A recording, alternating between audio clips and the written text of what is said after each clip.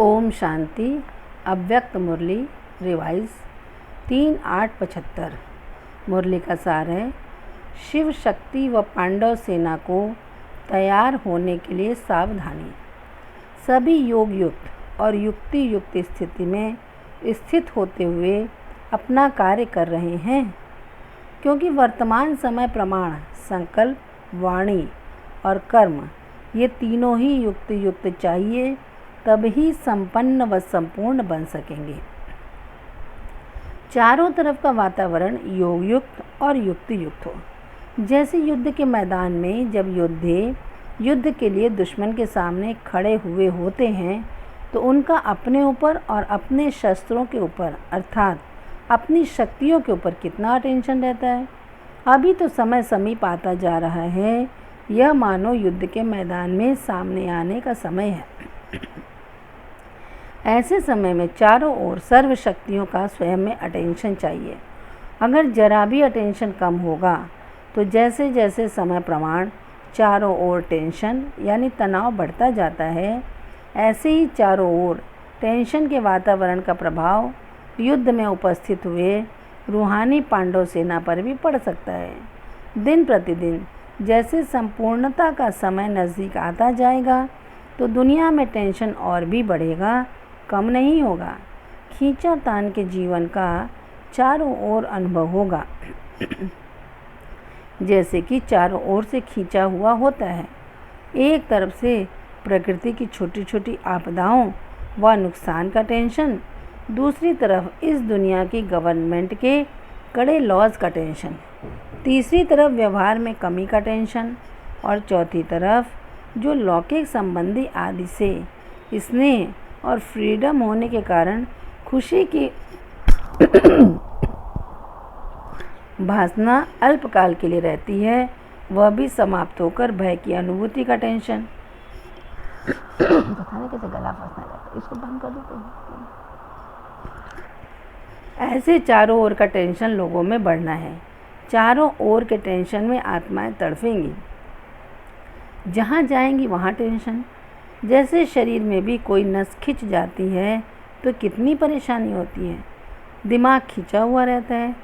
ऐसे ही यह वातावरण बढ़ता जाएगा, जैसे कि कोई ठिकाना नज़र नहीं आएगा कि क्या करें। अगर हाँ करें तो भी खिंचावट, ना करें तो भी खिंचावट, कमावें तो भी मुश्किल, ना कमावें तो भी मुश्किल, इकट्ठा करें तो भी मुश्किल, ना करें तो भी मुश्किल। ऐसा वातावरण बनता जाएगा। ऐसे टाइम पर चारों ओर के टेंशन का प्रभाव रूहानी पांडव सेना पर ना हो। स्वयं को टेंशन में आने की समस्याएं न भी हों, लेकिन वातावरण का प्रभाव कमज़ोर आत्मा पर सहज ही हो जाता है। भय का सोच कि क्या होगा, कैसे होगा, इन बातों का प्रभाव न हो, उसके लिए कोई न कोई बीच बीच में ईश्वरीय याद की यात्रा का विशेष प्रोग्राम मधुबन द्वारा ऑफिशियल जाते रहना चाहिए, जिससे कि आत्माओं का किला मजबूत रहेगा। आजकल सर्विस भी बहुत बढ़ेगी, लेकिन सर्विस बढ़ने के साथ साथ युक्ति युक्त भी बहुत चाहिए। आजकल कोई सभी ज्ञानी तो आत्मा बनने नहीं आते हैं। एक क्वालिटी है बाप समान बनने वाली। जो बाप समान मास्टर बन जाते हैं तो फर्स्ट क्वालिटी है बाप समान बनना। दूसरी क्वालिटी है सिर्फ बाप के संबंध में रहने वाले, और तीसरी क्वालिटी है सिर्फ बाप व सेवा के संपर्क में रहने वाले। आजकल संबंध और संपर्क में रहने वाले ज़्यादा आएंगे, स्वरूप बनने वाले कम आएंगे। सब एक जैसे नहीं निकलेंगे। दिन प्रतिदिन क्वालिटी भी कमज़ोर आत्माओं अर्थात प्रजा की संख्या ज़्यादा आएगी। उन्हें एक ही बात अच्छी लगेगी, दो नहीं लगेगी। सब बातों में निश्चय नहीं होगा। तो संपर्क वालों को भी उन्हों को जो चाहिए उसी प्रमाण उन्हों को संपर्क में रखते रहना है। समय जैसे नाजुक आता जाएगा, वैसे समस्या प्रमाण भी उनके लिए रेगुलर स्टूडेंट बनना मुश्किल होगा। लेकिन संपर्क में ढेर के ढेर आएंगे, क्योंकि लास्ट समय है ना। तो लास्ट पोज कैसा होता है? जैसे पहले उछल उमंग उत्साह होता है, वह विरला कोई का होगा। मेजॉरिटी संबंध और संपर्क वाले आएंगे तो यह अटेंशन चाहिए। ऐसे नहीं कि संपर्क वाली आत्माओं को न परखते हुए संपर्क से भी उन्हें वंचित कर दें। खाली हाथ कोई भी न जाए। नियमों पर भल नहीं चल पाते हैं, लेकिन वह स्नेह में रहना चाहते हों तो ऐसी आत्माओं का भी अटेंशन जरूर रखना है। समझ लेना चाहिए कि यह ग्रुप इसी प्रमाण तीसरी स्टेज वाला है, तो उन्हों को भी उसी प्रमाण हैंडलिंग मिलनी चाहिए। तो समय के प्रमाण वातावरण को पावरफुल बनाने की आवश्यकता है। ब्राह्मण बच्चों की साधारण रीति से दिनचर्या बीते वह आजकल के समय प्रमाण नहीं होना चाहिए, नहीं तो वह प्रभाव बढ़ जाएगा। इसलिए विशेष रीति से वातावरण को याद की यात्रा से पावरफुल बनाने में सब बच्चों का अटेंशन खिंचवाना चाहिए। अपने को उस दुनिया के वातावरण से कैसे बचा सकें, वह स्टेज क्या है। कर्म योगी होते हुए भी योगीपन की स्टेज किसको कहा जाता है। इसी प्रकार की पॉइंट्स के ऊपर अब विशेष अटेंशन देना है। अब याद की यात्रा की सब्जेक्ट के ऊपर ज़्यादा अटेंशन देना है। कोई न कोई प्रोग्राम हर सेंटर पर चलना चाहिए जो आने वालों में बल भर जाए। ऐसे समय पर वह भी न्यारे रहें, साक्षी होकर समस्या का सामना करें। उसके लिए याद का बल चाहिए। ब्राह्मणों को खबरदार होशियार करने के लिए वह स्वयं की सेफ्टी यानी बचाव के लिए कुछ ऐसी पॉइंट्स व क्लासेस के प्रोग्राम बनाओ जिससे सभी समझें कि हमें मधुबन लाइट हाउस से विशेष लाइट आ रही है। अच्छा, कारोबार तो ड्रामानुसार ठीक ही चल रही है। अभी की कारोबार से राज्य चलाने के संस्कार बढ़ते जा रहे हैं ना। राज सिंहासन और यह है राज आसन। राज्य करने वाले बनकर फिर उस सिंहासन पर बैठेंगे। राज्य करने वाले अर्थात अधिकारी बन गए। कोई भी आकर्षण के, कर्म भोगी के या कर्मेंद्रियों के अधीन न हो, अधिकारी बनना है। अभी है राज आसन। योग के लिए आसन होता है ना, आसन पर स्थित होते हैं। आसन होता ही है बैठने के लिए, स्थित होने के लिए। तो स्थिति में स्थित होना अर्थात आसन पर बैठना। तो जितना जितना आसन पर बैठने का अभ्यास होगा उतना ही राज सिंहासन पर बैठने का अभ्यास प्राप्त होगा। अभ्यास हो रहा है ना, नेचुरल रूप लेता जा रहा है। करना नहीं पड़ता, लेकिन हो ही जाता है। स्वभाव ही ऐसा हो गया है। जैसे और कोई स्वभाव के वश कोई भी कार्य करना स्वतः हो ही जाता है, वैसे ही यह भी स्वभाव हो जाए। अधिकारी बने रहने का स्वभाव। योग लगाने का संकल्प किया और हुआ, बाबा कहा और योग लगा। यही समीपता की स्थिति है। बैठे ही आसन पर हैं। जैसे सिंहासन पर बैठा हुआ कब भूल नहीं सकता कि मैं राजा हूँ, ऐसे ही आसन पर अर्थात इस स्थिति पर स्थित हुआ यह भूल नहीं सकता कि हम अधिकारी हैं। सभी यथार्थ और युक्ति युक्त हैं। थोड़ा बहुत तो होता ही है और होना भी चाहिए, नहीं तो लास्ट पेपर्स कैसे होंगे।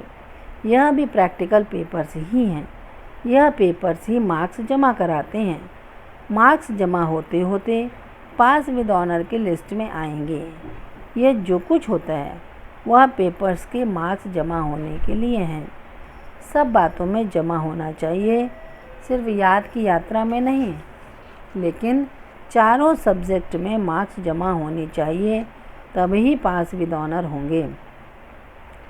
सफलता तो हर कार्य में पहले से ही नूंदी हुई है, फिर चाहे पर्दे के अंदर हो चाहे पर्दे के बाहर हो। कोई हालत में पर्दे के अंदर सफलता होती है और कोई हालत में प्रत्यक्ष सफलता होती है तो दोनों हालत में सफलता व प्रत्यक्षता। कुछ समय गुप्त को भी देखना पड़ता है, छिपे हुए को प्रत्यक्ष होने में कुछ समय लगता है। अच्छा, ओम शांति। अव्यक्त मुरलियों से चुनी हुई पॉइंट्स। मास्टर दाता बनो। पहला, बाप दादा अब बच्चों से यही चाहते हैं कि हर एक बच्चा मास्टर दाता बने। जो बाप से लिया है वह औरों को दो। आत्माओं से लेने की भावना नहीं रखो। रहम दिल बन अपने गुणों का, शक्तियों का सबको सहयोग दो, फ्राक दिल बनो। जितना दूसरों को देते जाएंगे उतना बढ़ता जाएगा। विनाशी खजाना देने से कम होता है और अविनाशी खजाना देने से बढ़ता है। 1-2 हज़ार पाओ।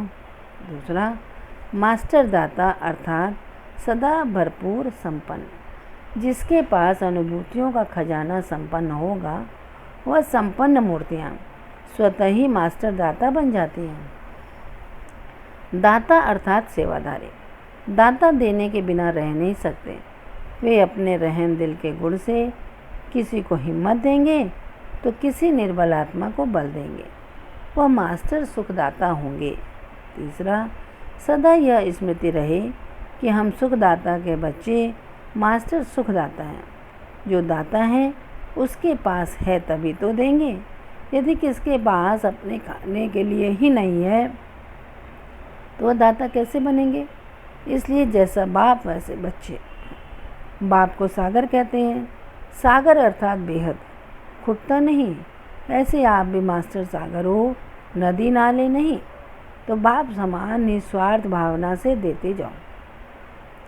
चौथा, अशांति के समय पर मास्टर शांति दाता बन औरों को भी शांति दो।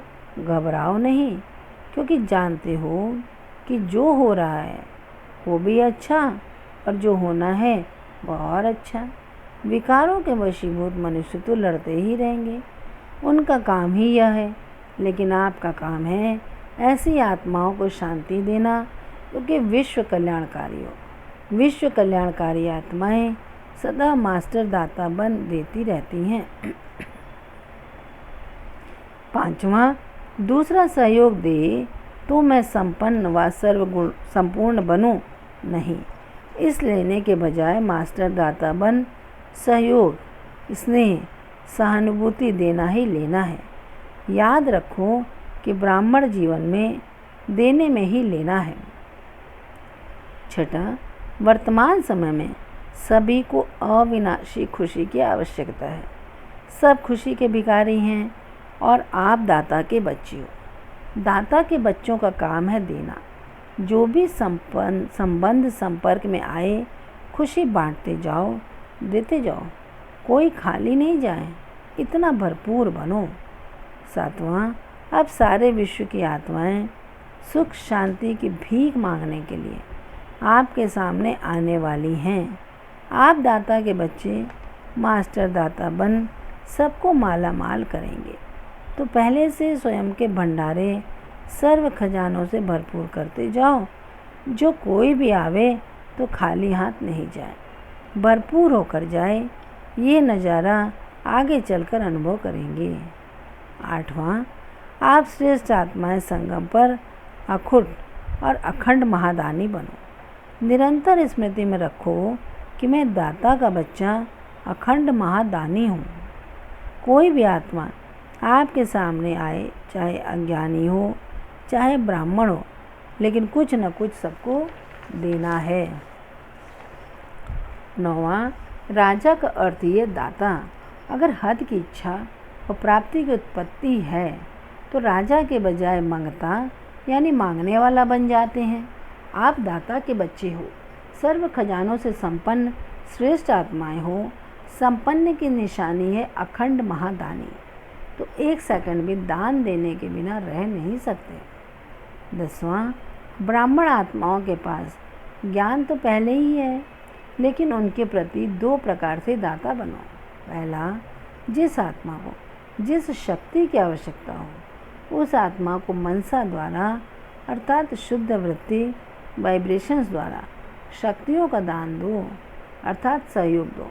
दूसरा, कर्म द्वारा सदा स्वयं जीवन में गुणमूर्त बन, प्रत्यक्ष सैंपल बन, औरों को सहज गुण धारण करने का सहयोग दो। इसको कहा जाता है गुणदान। दान का अर्थ है सहयोग देना। 11वां, वर्तमान समय आपस में विशेष कर्म द्वारा गुणदाता बनने की आवश्यकता है। तो संकल्प करो कि मुझे सदा गुणमूर्त बन सबको गुणमूर्त बनाने का विशेष कर्तव्य करना ही है। ज्ञान तो बहुत है, अभी गुणों को इमर्ज करो। सर्वगुण संपन्न बनने और बनाने का एग्जाम्पल बनो। दाता के बच्चे हो तो जिसे जो चाहिए वह देते चलो, कोई भी खाली नहीं जाए। अथाह खजाना है, किसी को खुशी चाहिए, स्नेह चाहिए, शक्ति चाहिए तो देते जाओ। 12वां, अब आप बच्चों में यह शुभ संकल्प इमर्ज हो कि दाता के बच्चे बन सभी आत्माओं को वर्षा दिलाने के निमित्त बने, कोई वंचित नहीं रहे। चाहे कोई कैसा भी है, लेकिन बाप का तो है। आप दाता के बच्चे हो तो फ्राक दिली से बांटो। जो अशांति दुख में भटक रहे हैं वो आपका परिवार है। परिवार को सहयोग दिया जाता है तो वर्तमान समय महादानी बनने के लिए विशेष रहम दिल के गुण को इमर्ज करो। 13वां, किसी से भी लेने की इच्छा नहीं रखो कि वो अच्छा बोले, अच्छा माने तो दें। नहीं, मास्टर दाता बन वृत्ति द्वारा, वाइब्रेशन द्वारा, वाणी द्वारा देते जाओ, तब 9 लाख आत्माएं तैयार होंगी। 14वां, बेहद के दाता बन वर्ल्ड के गोले पर खड़े हो, बेहद की सेवा में वाइब्रेशन फैलाओ, महान दाता बनो। बेहद में जाओ तो हदों की बातें स्वतः समाप्त हो जाएंगी। वरदान, फॉलो फादर करते हुए सपूत बन, हर कर्म में सबूत देने वाले सफलता स्वरूप भव। स्पष्टीकरण, जो फॉलो फादर करने वाले बच्चे हैं वही समान है, क्योंकि जो बाप के कदम वह आपके कदम। बाप दादा सपूत उन्हें कहता जो हर कर्म में सबूत दे। सपूत अर्थात सदा बाप के श्रीमत का हाथ और साथ अनुभव करने वाले। जहाँ बाप के श्रीमत व वरदान का हाथ है वहाँ सफलता है ही। इसलिए कोई भी कार्य करते ये स्मृति में लाओ कि बाप के वरदान का हाथ हमारे ऊपर है। स्लोगन, हीरे तुल्य ऊंची स्थिति में स्थित होकर किए गए कर्म ही मूल्यवान कर्म है। हीरे तुल्य ऊंची स्थिति में स्थित होकर किए गए कर्म ही मूल्यवान कर्म हैं। अच्छा, ओम शांति।